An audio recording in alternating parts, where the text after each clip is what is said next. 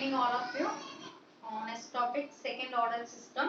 So second order system లో వచ్చిన మనకు క్లోజ్డ్ లూప్ కంట్రోల్ సిస్టమ్ ఒక క్లోజ్డ్ లూప్ తీసుకున్నాం. సో క్లోజ్డ్ లూప్ సిస్టమ్ తీసుకున్నప్పటికీ సెకండ్ ఆర్డర్ కాబట్టి x2 plus 2 zeta omega ns తీసుకున్నాం. సో ఒమేగా n వచ్చినప్పుడు మనకి ఫ్రీక్వెన్సీ డాంపింగ్ ఫ్రీక్వెన్సీ కింద కన్సిడర్ చేసుకుంటాం. సో జీటా వచ్చినప్పుడు ఏంటంటే ఇక్కడ మనకి డాంపింగ్ రేషియో.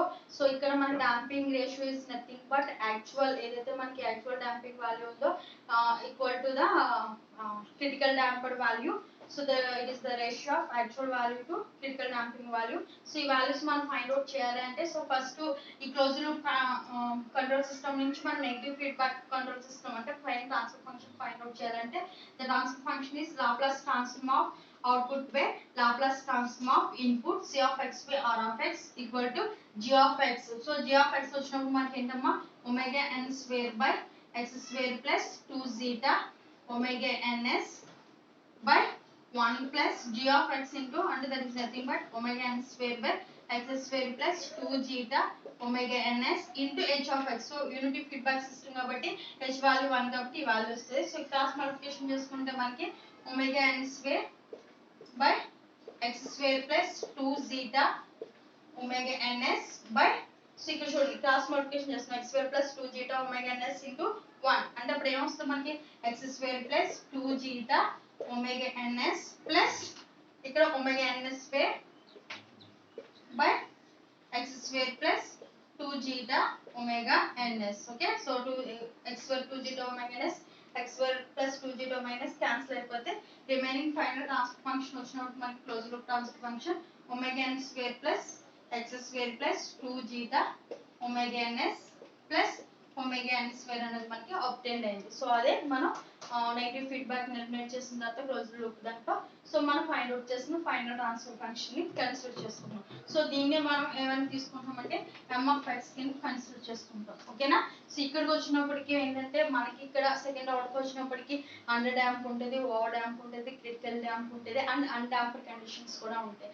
సో అంటే జీటా వాల్యూ మన వాల్యూస్ తీసుకున్న ప్రకారంగా మనకి ఏంటంటే చేంజెస్ అవుతూ ఉంటాయి. సో ఫస్ట్ దీనికి మనం రూట్స్ ఫైండ్ అవుట్ చేయడానికి మనం క్యారెక్టరిస్టిక్ ఈక్వేషన్ అనేది ఫైండ్ అవుట్ చేస్తాం. సో ద క్యారెక్టరిస్టిక్ ఈక్వేషన్ వచ్చినప్పుడు ఏంటంటే denominator. So denominator value characteristic equation the characteristic equation is given by x square plus 2 zeta omega ns plus omega n square equal to 0. So మనకి తెలిసిన formula characteristic equations formula ఏంటమ్మా minus b plus or minus root of b square minus 4ac by 2a.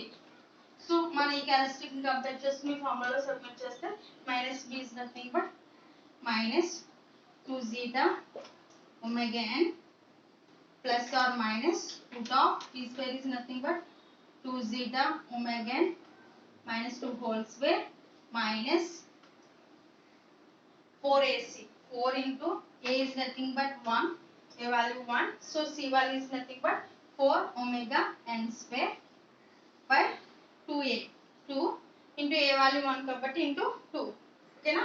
So ఇక్కడ వచ్చినప్పుడు మనకి ఏంటంటే so ఇక్కడ 2 zeta omega n ఉంది. ఇక్కడ చూడండి 2 zeta omega n square అంటే ఏమని రాసుకోవచ్చమ్మా 4 zeta square omega n square. అంటే ఇక్కడ 4 omega n square ఉంది, ఇక్కడ 4 omega n square ఉంది. అంటే కామన్ తీసి బయటకు తీసుకొచ్చేస్తాం అనుకోమ్మా 4 omega n square కాస్త బయటకు వచ్చేస్తే ఏమవుతుంది మనకి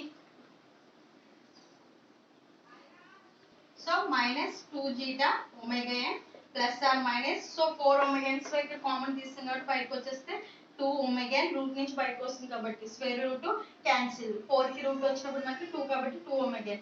సో ఈక్వల్ టు సో ఇక్కడ ఇంకా రిమైనింగ్ ఏం మిగిలిందమ్మా zeta square minus 4 omega n square బయటకు వస్తుంది కాబట్టి 1. ఓకేనా. By 2 1 to 1. సో ఆల్రెడీ ఇక్కడ 2 2 క్యాన్సిల్ చేసుకుంటే ఫైనల్లీ మనకు రూట్స్ వచ్చినప్పుడు x1 x2 అని ఏం చేసుకోవచ్చు -2.